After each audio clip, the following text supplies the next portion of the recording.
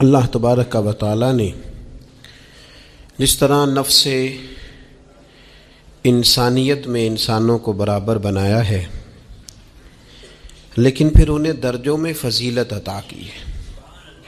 کسی کو اللہ نے حافظ بنایا، قاری بنایا، عالم بنایا، ڈاکٹر بنایا، پھر اور درجات اللہ تعالیٰ نے نسبی لحاظ سے دیے۔ کوئی بڑا بھائی ہے، کوئی والد ہے، کوئی چچا ہے، کوئی دادا ہے۔ انسان ہونے میں، مومن ہونے میں برابر ہیں، لیکن اللہ تعالیٰ نے اپنے فضل سے بعض لوگوں کو درجوں میں بلندی عطا فرمائی۔ اسی طرح انبیاء کرام علیہم السلام بھی نفس نبوت میں برابر ہیں، نبی ہونے میں سب برابر ہیں، لیکن اللہ تعالیٰ نے درجوں میں بلندی عطا فرمائی۔ خود قرآن مجید نے ارشاد فرمایا تلک الرسل، یہ رسول ہیں، یہ رسولوں کی جماعت ہے، فضلنا بعضهم علی بعض، فرمایا ہم نے بعض کو بعض پر فضیلت عطا فرمائی۔ یہ جماعت ہے انبیاء کی، رسولوں کی، نبیوں کی، ہم نے بعض کو بعض پر فضیلت عطا فرمائی۔ کتنی فضیلت عطا فرمائی؟ فرمایا منہم من کلم اللہ، ان میں سے بعض ایسے ہیں جن سے اللہ نے کلام فرمایا، ورفع بعضهم درجات، اور فرمایا بعض ایسے ہیں جنہیں اللہ نے درجوں میں بلندی عطا فرما دی۔ وآتینا عیسی ابن مریم البینات، اور جناب عیسیٰ ابن مریم کو کھلی نشانیاں عطا فرمائی۔ یہاں بالکل عام فہم سادہ آدمی، کوئی ادھر ادھر جانے کی ضرورت نہیں، اسے سمجھ آتی ہے کہ کلام اللہ نے حضرت موسیٰ سے فرمایا، اور اللہ تبارک و تعالیٰ نے جناب عیسیٰ ابن مریم کو کھلی نشانیاں دیں، اور یہ جو فرمایا نا وَرَفَعَ بَعْضَهُمْ دَرَجَاتٍ، ہم نے بعض کو درجوں میں بلندی عطا فرمائی۔ مفسرین فرماتے ہیں یہ پتہ ہے اللہ نے نام کیوں نہیں لیا؟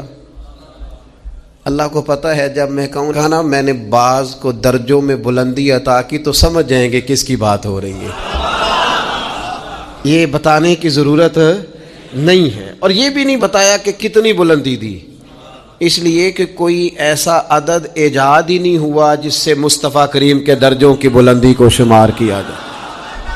کوئی عدد بنا ہوتا نا، کوئی وہ شمار ہوتا تو اسے شمار کر لیا جاتا۔ اعلیٰ حضرت بریلوی رحمۃ اللہ علیہ کے جو بڑے صاحبزادے ہیں نا، حضرت حجت الاسلام رحمۃ اللہ علیہ، ان کا ایک شعر ہے، معراج کا واقعہ بیان کرتے کرتے وہ بیان فرماتے ہیں، کہتے ہیں وہ حضرت جبریل امین نے آ کے کہا تھا نا یا رسول اللہ چلیے، گویا اللہ تعالیٰ نے طلب کیا، وہ کسی شاعر نے کہا تھا سر لامکان سے طلب ہوئی، اور سوئے منتہا وہ چلے نبی، کوئی حد ہے ان کے عروج کی؟ بس اتنا بتا دیتے ہیں بلغ العلا بکمالہ کشف الدجی بجمالہ حسنت جمیع خصالہ صلو علیہ، کوئی حد ہے ان کے عروج کی؟ بس بلغ العلا بے۔ تو حجت الاسلام رحمۃ اللہ تعالی علیہ فرماتے ہیں کہ حضور جا رہے ہیں، نہ بلانے والے نے نام لے کے کہا ہے کہ کون بلا رہا ہے، نام نہیں لیا، ذاتی نام نہیں لیا، صفت سے بات کی، اور نہ یہ کہا میں نے کس کو بلایا، کتنا کہا سبحان الذی اسری بعبدہ، پاک ہے وہ ذات۔ اب میرا خیال ہے کہ ترجمے کی ضرورت، سب کو پتہ ہے کس ذات کی بات ہو رہی ہے، جس نے سیر کرائی کس کو، بعبدہ ہی اپنے بندہ ہے، نہ وہاں ذاتی نام سے بات کی، نہ حضور کا نام ذکر، پاک ہے وہ ذات۔ تو حضرت حجت الاسلام فرمانے لگے طالب کا پتہ مطلوب کو ہے، اور مطلوب ہے طالب سے واقف۔ یہ بڑے لوگوں نے اس پر کلام کیے ہوں گے، لیکن بڑے باپ کے بڑے بیٹے کی بڑی بات سنیں۔ فرمانے لگے اعلیٰ حضرت بریلوی کے بڑے صاحبزادے حجت الاسلام حضرت مولانا شاہ حامد رضا خان صاحب رحمۃ اللہ علیہ فرمانے لگے طالب کا پتہ مطلوب کو ہے، اور مطلوب ہے طالب سے واقف، پردے میں بلا کر مل بھی لیا، پردہ بھی رہا، سبحان اللہ۔ دیکھو پردے میں بلا کر مل بھی لیا اور پردہ بھی رہا، چونکہ بات اس طرح کی کہ بات بھی فَأَوْحَىٰ إِلَىٰ عَبْدِهِ مَا أَوْحَىٰ، ہم نے اپنے بندہ خاص کے ساتھ وحی کی، ما اوحا جو بھی کی، یعنی پردے میں بلا کے مل بھی لیا اور پردہ بھی رہا. سبحان اللہ. ورفع بعضهم درجات. ہم نے بعض کو درجوں میں، سب کو پتہ ہے کس کو فضیلت ملی. اللہ نے ہمارے رسول پاک کو بڑی عظمتیں عطا فرمائی، اللہ نے بڑی شانیں عطا فرمائی. اللہ تعالیٰ نے حضور کے ذکر کو بلند کیا. اللہ تعالیٰ نے نبی پاک علیہ السلام کو حوض کوثر عطا فرمایا. اللہ نے محبوب کو کل کائنات کے لیے نبی اور رحمت للعالمین بنایا. اللہ تعالیٰ نے نبی پاک علیہ السلام کو سب سے آخری نبی بنایا. اللہ تعالیٰ نے آپ کو تمام انسانیت کے لیے کرم کرنے والا، ہدایت کا پیغام دینے والا بنا کے بھیجا. اللہ تعالیٰ نے حضور کو گواہ بنایا، بشیر بنایا، نذیر بنایا، اور فرمایا وَلَسَوْفَ يُؤْتِيكَ رَبُّكَ فَتَرْضَىٰ. آپ کا رب آپ کی رضا چاہتا ہے. اللہ نے حضور کو قرآن دیا. اللہ نے محبوب کو صدیق اکبر دیے، عمر فاروق دیے، عثمان غنی دیے، مولا علی دیے، حسنین کریمین عطا فرمائے. یہ سارے اللہ تعالیٰ نے اپنے محبوب علیہ الصلاۃ والسلام کی خدمت کے لیے، غلامی کے لیے عطا کیے. اللہ تعالیٰ نے رسول پاک کے دین کو پچھلے تمام دینوں کا ناسخ بنایا. اب کسی دین پر عمل نہیں ہوگا، قیامت تک سکہ مدینے والے رسول کا چلے گا. اللہ تعالیٰ نے رسول پاک علیہ السلام کو حبیب بنایا. اللہ نے محبوب کو نبیوں کا امام بنایا، کائنات کا سردار بنایا. کیا خوب کہا تھا چراغے گولرا نے، کہنے لگے ممکن نہیں مدح شاہ خدا. گیلانی پیر نے خوب کہا کتھے میرے علی کتھے تیری ثنا. ممکن نہیں مدح شاہ خدا.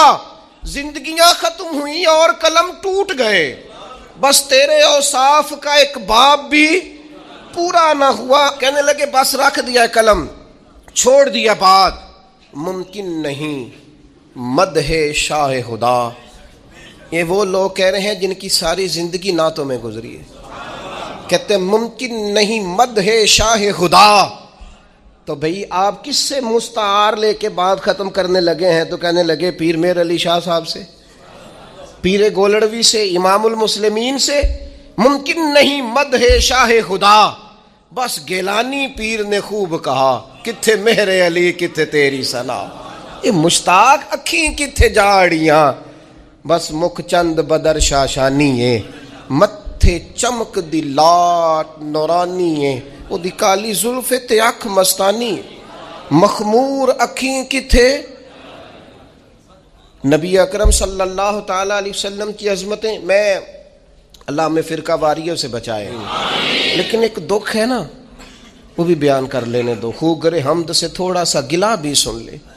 اور میرے عزیزو، جس طرح توحید قرآن پاک کا مستقل عنوان ہے، جس طرح عقیدہ آخرت قرآن مجید کا مستقل عنوان ہے، جس طرح اخلاقیات قرآن مجید کا مستقل عنوان ہے، جس طرح دین کی سربلندی کے لیے جد و جہد کرنا، جہاد کرنا قرآن کا مستقل عنوان ہے، جس طرح معاشرت، ماں باپ کے، بہن بھائیوں کے، بیوی بچوں کے، رشتہ داروں کے حقوق قرآن پاک کا مستقل عنوان ہے، اس طرح شان مصطفیٰ بھی قرآن مجید کا مستقل عنوان ہے. سارے عنوان بیان کرتے ہو، مانتے ہو، تذکرہ کرتے ہو. کیا وجہ آتی ہے جب عظمت رسالت مآب کی بات چھڑتی ہے تو بیعت چھڑ دیتے ہو؟ فاضل بریلوی کہنے لگے کھائے تجھ کو تپے سکر، تیرے دل میں کس سے بخار ہے؟ کس سے تیرے دل میں بخار چڑھ گیا ہے کہ ہر شے تو مانتا ہے، اور عظمت رسالت مآب کی بات آتی ہے تو بحثیں کرتا ہے؟ عقیدہ وہی اچھا ہے جو جناب صدیق اکبر کا ہے. کسی نے آ کے کہا تھا ابو بکر اگر کوئی کہے میں راتوں رات گیا ہوں اور راتوں رات آیا ہوں اور 18,000 سال کا گویا میں منظر دیکھ آیا ہوں، اور اتنی بات تو نص سے ہے نا، لیلم من المسجد الحرام الی المسجد الاقصی، رات کے تھوڑے سے حصے میں مسجد حرام سے مسجد اقصی، یہاں تک بھی کوئی جا نہیں سکتا، ممکن نہیں. کوئی کہے تو مانتے ہو؟ تو میں نہیں. تو کہا آپ کے محبوب نے کہا ہے. تو فرمانے لگے انہوں نے کہا ہے تو بالکل ٹھیک کہا ہے.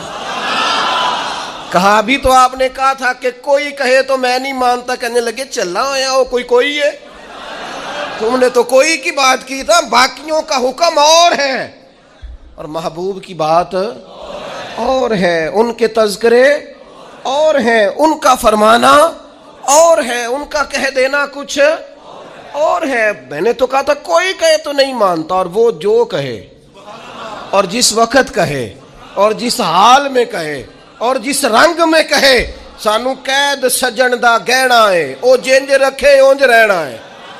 وہ جیسے کہے، جس وقت کہے، جس ٹائم کہے، بات ختم ہو گئی۔ میرے عزیز پتہ نہیں کیا الجھاؤ پیدا ہو جاتا ہے۔ بالکل وہ میں رات پڑھ رہا تھا، ایک صاحب نے لکھا ہے نبی پاک نہ خواب میں گئے تھے۔ یہ تو خیر بڑی دفعہ ہی میں نے بیان کیا ہے، اور ہر سال کوئی نہ کوئی نیا شوشہ چھوڑتا ہے۔ حضور کو معراج، میں تو انو آکھاں کہ راتی میں خواب دیکھیے کہ میں پاکستان دا صدر بن گیا، تو انو اعتراض ہے کوئی؟ تو ساکھنے جی خواب پاویں ساری دنیا دے بن جو، سانو کوئی اعتراض؟ کہ آپ جاگتی آنکھوں سے یہ بات کہیں گے نا، اگر کہ میں صدر پاکستان ہوں تو لوگ کہیں گے جناب آپ سیانے بیانے بندے کیا بات کر رہے ہیں، یہ آپ مطلب کس جگہ بیٹھ کے کیا بول رہے ہیں؟ سوئے سوئے تو جو کوئی مرضی کہہ دے۔ اگر حضور فرماتے نا میں خواب میں گیا ہوں، تو ابو جہل کو کوئی اعتراض تھا اس بات پر؟ ابو لہب کو، عتبہ اتیبہ شیبہ کو؟ وہ تو اس لیے پریشان ہوئے تھے کہ حضور نے فرمایا میں گیا ہوں، میں گیا ہوں اور میں آیا ہوں۔ ان کی تو پریشانی تب بنی تھی جب حضور نے فرمایا مجھے اللہ نے عروج دیا ہے، وہ تو الجھے ہی تب تھے۔ رسول پاک صلی اللہ تعالی علیہ وسلم کو اللہ نے سیر کرائی۔ یہ جو معجزہ ہوتا ہے نا، معجزہ، اللہ کی قدرت، معجزہ، کرامت، بس ایک تھوڑی دیر روک کے نا، تھوڑی خشک بات ہے پر آپ نے سمجھنی ضرور ہے۔ ایک لفظ قرآن مجید نے کہا آیت۔ آیت ہوتی ہے اللہ کی نشانی۔ جب کوئی کام اللہ کی قدرت سے ہوتا ہے تو اس کو آیت کہتے ہیں، اور وہی کام اگر نبی سے ظہور پذیر ہو تو معجزہ ہے۔ وہ ظہور پذیر اللہ کی قدرت سے ہی ہوا ہے، اللہ کے چاہنے سے ہوا ہے۔ وہ بغیر کسی ذریعے سے ہو تو قدرت الہی ہے، پیغمبر سے ہو تو وہ معجزہ ہے، ولی سے ہو تو وہ کرامت ہے ہر جگہ اللہ کی قدرت ہی۔ جو نبی کے ہاتھ پہ معجزہ صادر ہو رہا ہے وہ بھی تو اللہ کی عطا ہی ہے نا، جو ولی کے ہاتھ سے ہو رہا ہے وہ بھی۔ یہ کرامت کہتے ہیں جی ولی نے کر دیا، بھئی ہوا ولی کے ہاتھ سے ہے، لیکن قدرت کس کی ہے؟ اللہ کی۔ وہ ہمارے سلطان الواعظین رحمۃ اللہ علیہ اس طرح سمجھایا کرتے تھے، فرماتے تھے ہے دودھ ہی، لیکن اگر اسے جاگ لگا کے نا لسی کے ساتھ جما لو تو دہی بن گیا، اور اگر رڑک لو نا تو لسی بن گئی، اور اگر اوپر سے تھوڑا سا اتار لو تو مکھن بن گیا، اور مکھن کو گرم کر لو تو اصل میں کیا ہے؟ دودھ۔ تو فرمانے لگے در اصل پیچھے کار فرما کیا ہے؟ دودھ۔ کہتے ہیں آپ کو بندہ کہتے ہیں نا جی میں دودھ کا تو اقرار کرتا ہوں، مکھن کو نہیں مانتا، میں دودھ کا تو اقرار کرتا ہوں، لسی کو نہیں، میں دودھ کا اقرار کرتا ہوں پر میں نا گھی کو نہیں مانتا، تو اس بیوقوف کو کہا جائے گا لسی کا انکار بھی دودھ کا ہی انکار ہے، اسے کہا جائے گا مکھن کا انکار بھی دودھ کا ہی انکار ہے، اسے کہا جائے گا یہ جو تو انکار کر رہا ہے نا گھی کا، یہ بھی دراصل انکار۔ او خدا کے بندے، ولی ذاتی طور پر تو کوئی طاقت رکھتا ہی نہیں، ولی کی کرامت بھی اللہ کی قدرت، نبی کا معجزہ بھی اللہ کی قدرت۔ اب آپ واقعہ معراج کو دیکھیں، نبی پاک نے کب کہا میں گیا ہوں؟ پہلا دعویٰ تو رب کریم نے فرمایا سبحان الذی اسری بعبدہ، میں نے سیر کرائی ہے اپنے بندہ خاص کو۔ خبردار، حضور کے معجزہ معراج کا انکار نہ کرنا، یہ رب کی قدرت کا انکار ہو جائے گا۔ خبردار، اس بحث میں نہ الجھنا کہ وہ منامی تھی، وہ تو 34 بار ہوئی، وہ تو خواب میں حضور گئے تھے۔ وہ خدا کے بندے، خواب میں تو جانے محبوب کتنی بار گئے، لیکن یہ جو معراج ہے نا حضور کی، یہ معراج حضور جسم کے ساتھ، روح کے ساتھ گئے۔ اور پھر معراج کی حکمتیں لکھی ہیں علماء نے۔ کبھی کبھی نا دل بڑا اداس ہو جاتا ہے، اور اگر انسان کسی منصب پر فائز ہو نا تو سب نے تو اسے آ کے دکھڑے سنانے ہوتے ہیں، تو وہ کس کو سنائے؟ کچھ لوگوں کے ذمے ہوتا ہے دست شفقت رکھنا، انہیں سب پہ رکھنا ہے، تو وہ اپنا حال کس سے بیان کریں، کس سے کہیں؟ نبی پاک علیہ الصلوۃ والسلام طائف گئے تو طائف والوں نے 10 دن حضور نے قیام کیا تو انہوں نے پتھر مارے، اور حضور واپس تشریف لائے، اور ایام وہ تھے کہ جناب ختیجہ بھی وصال کر گئیں رضی اللہ تعالیٰ۔ حضور کے محبت کرنے والے چچا ابو طالب بھی انتقال کر گئے. دن غم کے اور امت ہدایت پذیر نہیں ہو رہی, اس طرف نہیں آ رہی. یہ نبی پاک کے قلب اطہر پر بوجھ, اور حضور علیہ الصلوۃ والسلام ظاہری طور پر غم زدہ. تو حضور تو سب کر شفقت رکھنے والے ہیں, تو محبوب کس سے بات کریں؟ تو رب کریم نے حضرت جبریل کو بھیجا, فرمایا محبوب کو لے آئے نا. اس حالت میں جب کیفیات یہ تھیں تو اللہ نے اپنے محبوب کو معراج عطا فرمائی, اور رسول رحمت صلی اللہ تعالیٰ علیہ وسلم کو اللہ تعالیٰ نے اپنے حریم خاص میں بلایا, اور محبوب کریم علیہ السلام کو اللہ تعالیٰ نے وہ تسلی دی کہ اِنَّ فَتَحْنَا لَكَ فَتْحًا مُبِينًا. پھر دنیا نے دیکھا کہ پورے روبے زمین پر اللہ نے رسول پاک کے دین کو غلبہ عطا فرمایا. ایک حکمت تو یہ. دوسری حکمت یہ تھی کہ اللہ تعالیٰ نے نا نبی پاک کے غلاموں کو مقام دینے ہیں, جنت ملے گی, عروج ملے گا, درجات ملیں گے. اللہ فرماتے میں نے مومنوں کی جانوں کے بدلے ان کو جنت دے دی ہے, سودا کر لیا ہے. تو وہ جو محبوب پاک نے غلاموں کی جانیں وہاں دے کے اللہ تعالیٰ سے ان کے لیے جنت لی تھی نا, فرمایا لِنُرِيَهُ مِنْ آیَاتِنَا, محبوب ذرا میری نشانیاں دیکھ جائے نا. تو حضور پھر دیکھ کے آئے اور آ کے بتایا, فرمایا عمر میں نے تیرا گھر دیکھا ہے جنت میں, یہ اس عمر کا گھر دیکھا ہے جنہوں نے زندگی ساری زمین پہ سو کے گزاری. میں آپ کا گھر دے کے آیا ہوں جنت میں, اور دروازے پہ حور بھی بیٹھی تھی.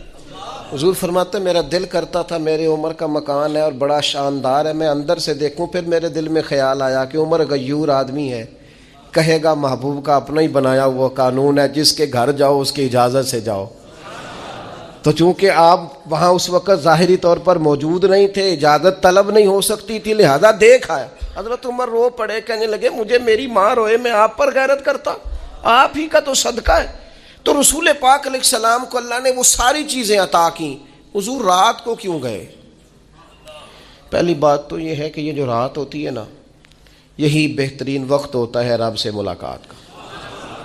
والذین یبیتون لربہم سجدا وقیاما, اللہ کے بندے راتیں سجدوں میں اور قیام میں گزارتے ہیں. آپ نے ناراض نہیں ہونا, ہم راتیں موبائل پہ گزارتے ہیں.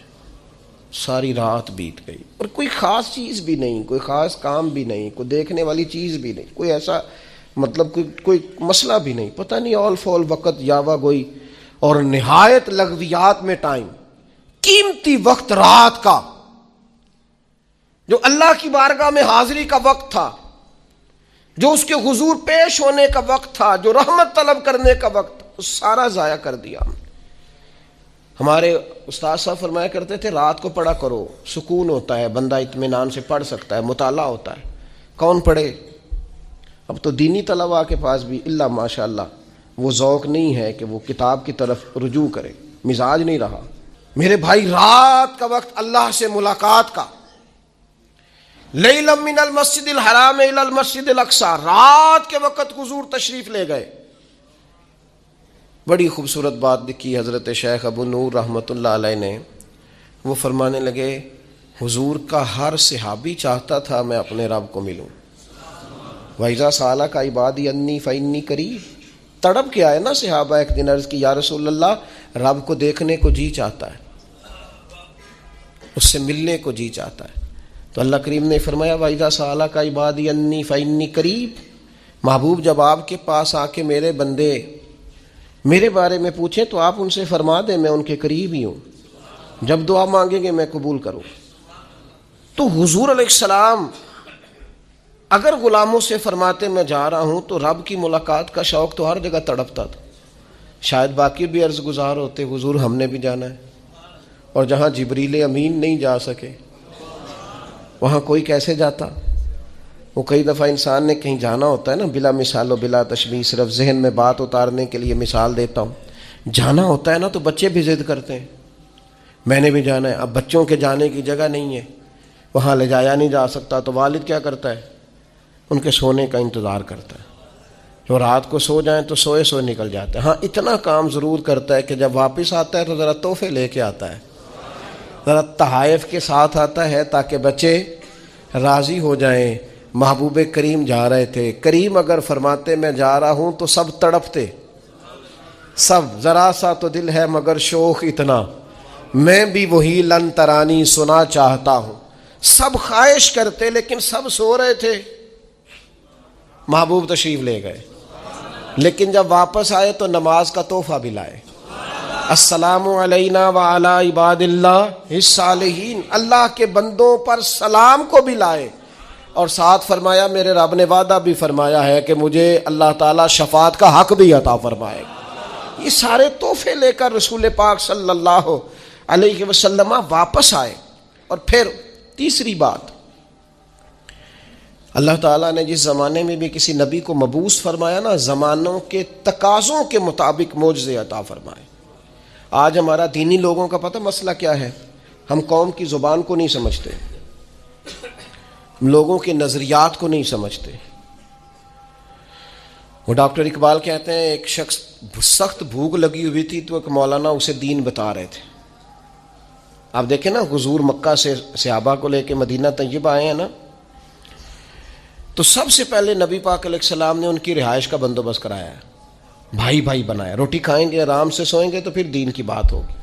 ہم تقاضوں کو نہیں سمجھتے. اقبال کہتے ہیں کہ وہ بندے کو بھوک لگی تھی تو مولانا اسے دین بتا رہے تھے, تو اب وہ تڑپ رہا تھا کہ کھانا ملے. تو فرماتے میں نے کہا اسے پہلے روٹی کھلا لے, یہ کھانا کھا لے گا, اس کی طبیعت بحال ہو جائے گی, پھر تیری بات اس کی سمجھ میں جلدی آئے گی. اس کے شکم کی آگ کو تو روٹی چاہیے, اس کو پہلے کھانا دے. دینی ہم لوگ کیا کرتے ہیں, میں اپنی کمزوری بیان کر رہا ہوں, ہم بعض اوقات لوگوں کی سوجھ بوجھ کے اوپر کے مسائل چھیڑ دیتے ہیں. اس کا لازمی نتیجہ یہ نکلتا ہے کہ لوگ کہتے ہیں ہماری سمجھ میں بات نہیں آ رہی. تو میرے عزیز, جب آپ لوگوں کے شعور کے مطابق بات کریں گے, شعور کے مطابق, تو بات سمجھ میں آئے گی. رسول کریم صلی اللہ تعالیٰ علیہ وسلم کو اللہ تعالیٰ نے معراج عطا فرمائی. اس کی حکمتیں ہیں. نبی پاک صلی اللہ تعالیٰ علیہ وسلم مسجد اقصیٰ میں تشریف لے گئے. رسول پاک نے نبیوں کی امامت کروائی. نماز اقصیٰ میں تھا یہی سر, یا معانی ہو اول آخر, دست بستہ وہ سب پیچھے حاضر جو سلطنت پہلے کر گئے تھے. نبی کریم نے نبیوں کی امامت کرائی. ملت کے نوجوانوں, میری بات ذرا زیادہ غور سے سننا. روب کا شکار نہ ہوا کرو, کبھی روب کا شکار نہ ہونا. فلاں آدمی بڑی گاڑی میں آیا ہے تو مجھ پر اس کا روب طاری ہو جائے, بہت بڑے پیسے لے کے آیا ہے تو روب طاری ہو جائے. وہ میں نے دیکھا ہے کہ فلاں کے میں علاقے میں گیا تھا, سڑکیں بڑی پکی بنی ہوئی ہیں. روب, یہ روب سے نکل آؤ. جب روب طاری ہوتے ہیں تو سچ نہیں بولا جاتا. جب روب طاری ہوتے ہیں تو پھر انسان کی اپنی شخصیت ساری ضائع ہو جاتی. پھر آپ کا کوئی نظریہ نہیں, آپ کو تو جو کوئی کہے گا آپ وہ کر دیں گے, چونکہ آپ پر روب طاری ہوتا ہے. ہمارا مزاج ہے, پر تھوڑے پیسے کم ہیں ہمارے پاس, یا کسی کا خیال ہے کہ ہم کسی, خدا نہ خواستہ وہ کسی کا خیال ہے, ورنہ کوئی برادری چھوٹی بڑی نہیں ہوتی, کہ ہم کسی ایسے خاندان سے ہیں جو بظاہر چھوٹا قبیلہ ہے. روب کا شکار ہوتے ہو. اس رسول کے ماننے والے لوگ روب کا شکار ہیں جو سب نبیوں کے آگے کھڑے ہو کے امامت فرما رہے ہیں. تمہارے حصے میں امامت آئی ہے, امامت تم نے امامت کرنی ہے. کنتم خیر امت اخرجت للناس, تم نے امام بننا ہے. اور تم چھوٹی چھوٹی باتیں کر رہے ہو, کمزور باتیں کر رہے ہو, ڈرے ڈرے محسوس ہو رہے ہو. تمہارا طرز زندگی سہما ہوا ہے. مسلمان جس ملک میں جاتا ہے کمزور بات کرتا ہے, جس جگہ کھڑا ہوتا ہے اپنے آپ کو مظلوم ثابت کرتا ہے. جہاں بات کرتا ہے تو وہ کوشش کرتا ہے میں قابل رحم بن کے بات کروں. جہاں بات کرتا ہے اس طرح کرتا ہے کہ میں جناب بڑا, مجھے مدد کی حاجت ہے, میری مدد کریں. اقبال کہنے لگے بس 3 کام کر, لمبی نہیں, کوئی لمبی بحث نہیں, کوئی فلسفہ نہیں, صرف 3 کام کر. سبق پھر پڑھ صداقت کا, عدالت کا اور شجاعت کا. اس شعر کو بھی بعض لوگ غلط پڑھتے ہیں. صرف 3 چیزیں, سبق پھر پڑھ صداقت کا, عدالت کا, شجاعت کا. کوئی لمبی بات نہیں. ایک تو سچ بولا کر, سچائی کا سبق پڑھایا کر, اور دوسرا عدل کیا کر. اپنی ذات سے شروع کر, اپنے آپ کو قانون کے سامنے پیش کریں. آپ کوئی بھی ہیں, قانون کے سامنے. کیا رسول پاک علیہ السلام سے بڑھ کر بھی کوئی بڑا عادل ہے؟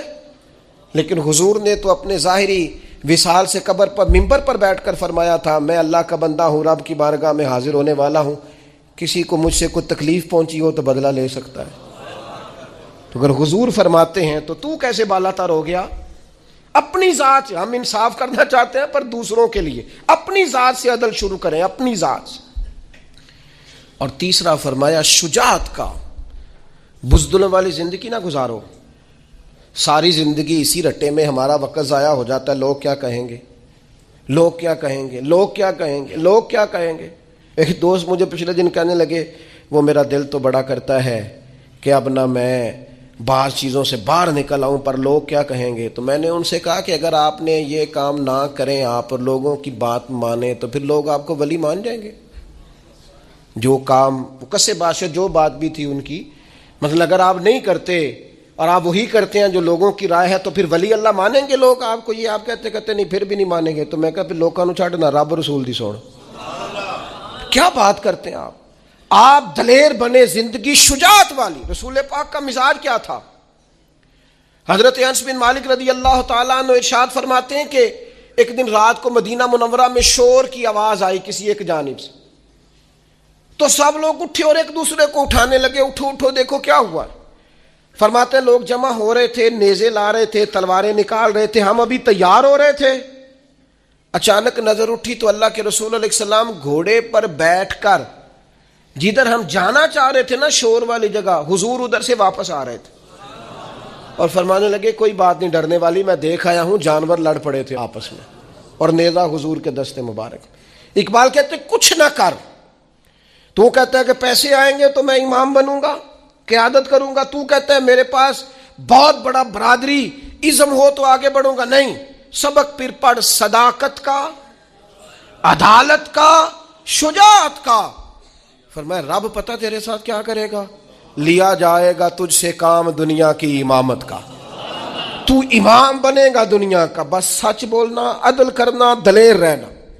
یہ 3 خوبیاں آج پوری امت کو اس کی ضرورت ہے. اہلیان پاکستان کو ضرورت, ہمیں اور آپ کو ضرورت ہے, گھروں خاندانوں میں ضرورت ہے. سبق پھر پڑھ صداقت کا, عدالت کا, شجاعت کا, اور لیا جائے گا تجھ سے کام دنیا کی امامت کا.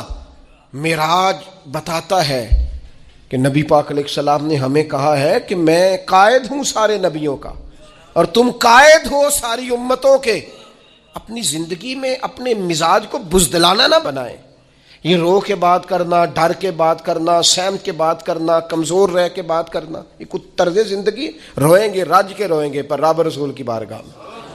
باقی زندگی دلیرانہ گزاریں, اپنے مزاج میں طاقت پیدا کریں. لیکن ایک بات معراج کے مسئلے میں آپ کی خدمت میں میں ضرور عرض کرنا چاہتا ہوں. یہ جو معراج ہوتی ہے نا, معراج, یہ جو عروج ملتا ہے, یہ انسانیت کو ملتا ہے.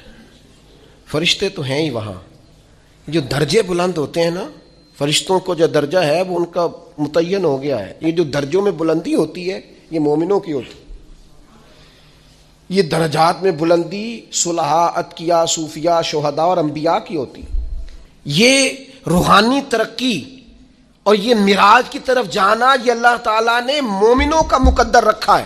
جس طرح اپنے مال میں روز ترقی کی جدوجہد کرتے ہو نا, اور صرف 4 سے 6 مہینے پتہ چل جائے دکان میری ٹھیک نہیں چل رہی, نفع نہیں دے رہی, تو بند کر دیتے ہو. کہتے ہو میں اب نقصان میں جاؤں. اپنی روح پر غور کر, اپنے باطن پر توجہ دے. اگر تو خسارے میں جا رہا ہے تو واپس آ مصلی کی جانب. اگر تیرے باطن کے اندر میل کچیل جم گیا ہے تو کر سجدہ رج کے اپنے رب کو. اور اگر دل ڈاڈا ہو گیا ہے تو پھر کوئی رات ڈھونڈ جس میں تو رو سکے اپنے مالک کے حضور. اگر روحانی طور پر سخت دن ہو گئے, خسارے میں چلے گئے, ترقی رک جائے, عروج ہو, تیری طبیعت میں عروج ہو. رسول پاک صلی اللہ تعالی علیہ وسلم نے حضرت حارثہ بن نعمان سے کہا تھا, یہ ان کا باطنی عروج تھا, اور یہ شان ہے ان کے غلاموں کی. کیف اصبحت یا حارثہ, حارثہ آج صبح کیسے کی؟ عرض کی حضور اس حال میں صبح کی کہ میں پکا مومن ہوں، میرا ایمان مضبوط ہے؟ تو حضور فرمانے لگے اس کی دلیل کیا ہے؟ عرض کی حضور دلیل یہ ہے کہ اگر میں زمین پہ کھڑے ہو کے آنکھ کھولوں تو میری آنکھ خدا کے عرش تک جاتی ہے۔ کہو تو راز حیات کہہ دوں، حقیقت کائنات کہہ دوں، وہ بات کہہ دوں جو پتھروں کے دلوں کو بھی پاش پاش کر دے۔ میں کامل مومن ہوں اور میری آنکھ اللہ کے عرش تک جاتی ہے۔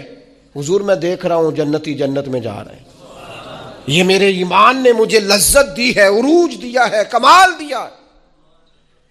تو حضور فرمانے لگے نہیں، جو اللہ کے راز ہیں وہ راز میں ہی رہنے دے۔ میرے بھائی، مومن اس کا تو ایک وقار ہوتا ہے، اس کی تو ایک شان ہوتی۔ کیا کہا نبی پاک نے؟ الدعاء صلاح المومن، دعا مومن کا ہتھیار ہے، یہ کافر کے پاس نہیں ہوتا۔ تیرے پاس ہتھیار ہے، ایمان کی صورت میں تجھے اللہ کا قرب دیا گیا، بیٹھ مصلی پہ مانگ اپنے رب سے۔ لیکن کیا کریں، اکبر الآبادی کہنے لگے مصیبت میں بھی اب یاد خدا ہم کو نہیں آتی۔ دعا منہ سے نہ نکلی، جیبوں سے عرضیاں نکلی، مختلف افسروں کو مختلف محکموں میں درخواستیں جمع کراتے ہو، رب کی بارگاہ میں آتے ہی نہیں۔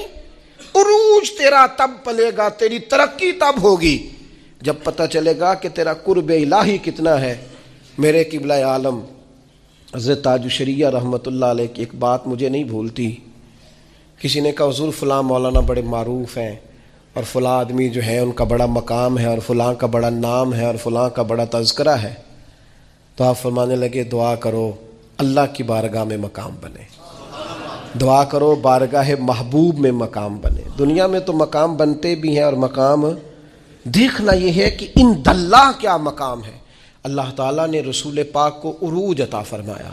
جم کے نہ بیٹھ جائیں، کام کریں، آگے بڑھیں، جد و جہد کریں۔ زندگی جو پانی چلتا رہتا ہے نا، اس میں کوئی ناپاکی گر بھی جائے نا تو چلتا پانی پاک ہوتا ہے، کیونکہ چل رہا ہے نا۔ جو لوگ کام کرتے رہتے ہیں کرتے رہتے ہیں، وہ میری والدہ صاحبہ سے کبھی کو کہتا تھا نا آپ بیٹھ جائیں، آپ تو کہنے پتر میں نے کچھ کرن دے ہو جے میں بہ گئی تو پھر بہ گئی۔ جو لوگ بیٹھ جاتے ہیں وہ پھر کچھ کریں، جد و جہد کریں، آگے بڑھیں۔ عروج پانا ہے امت کو، اور سب کو کام کرنا، سب کو مل کے جد و جہد کرنی، سب کو مل کے آگے بڑھنا، سب کو کوشش کرنی۔ طلباء جب یہاں اٹھتے ہیں، بیٹھتے ہیں، آتے ہیں، جاتے ہیں، کھاتے ہیں، اور یہاں بچوں نے امتحان دیا، رون کے میں دیکھتا تھا تو میں کہتا تھا یا اللہ یہ ہم سے ہی کام کرا لیا تو نے، ہم کہاں اور یہ خدمات کہاں۔ تو اگر اتنے سے بچے ہمارے جیسا کمزور آدمی لے کے چل سکتا ہے تعلیمی کاوش میں، تو میرا خیال ہے تھوڑی تھوڑی جد و جہد کریں، تھوڑی تھوڑی ہمت کریں کہ سارا دن بیٹھ کے جہالت کا رونا ہی رونا ہے کہ تعلیمی نظام ٹھیک نہیں۔ کوشش تو کریں۔ کیا کہا تھا کسی نے کہ شکوائے ظلمت شب سے تو کہیں بہتر تھا اپنے حصے کی کوئی شمع جلاتے جاتے۔ ساری رات رونا کہ اندھیرا بڑا ہے، اندھیرا بڑا ہے، کوئی کام ہے تو ایک شمع تو روشن کر دا، اپنے حصے کا چراغ تو جلا۔ حضور نے ہمیں بتایا ہے کہ جد و جہد، ترقی۔ رسول پاک نے آخری خطبہ میں بھی یہ فرمایا تھا، فرمایا دین میں مکمل کر کے جا رہا ہوں لیکن بلغ عنی ولو آیا، تمہارے پاس اگر ایک آیت ہے تو اسے لے کے دنیا میں نکل جانا اور میرا پیغام آگے دینا۔ پھر نکلے، حضرت بلال ملک شام آئے، میزبان تھے جناب ابو ایوب انصاری مدینے میں، لیکن وہ ترکی آئے۔ وہ کہاں کہاں صحابہ پہنچے، وہ نکل گئے، انہیں پتا تھا جنت البقیع میں دفن ہونے کی بڑی فضیلت ہے، لیکن حضور کا دین پھیلانے کی فضیلت اس سے بھی کہیں زیادہ ہے۔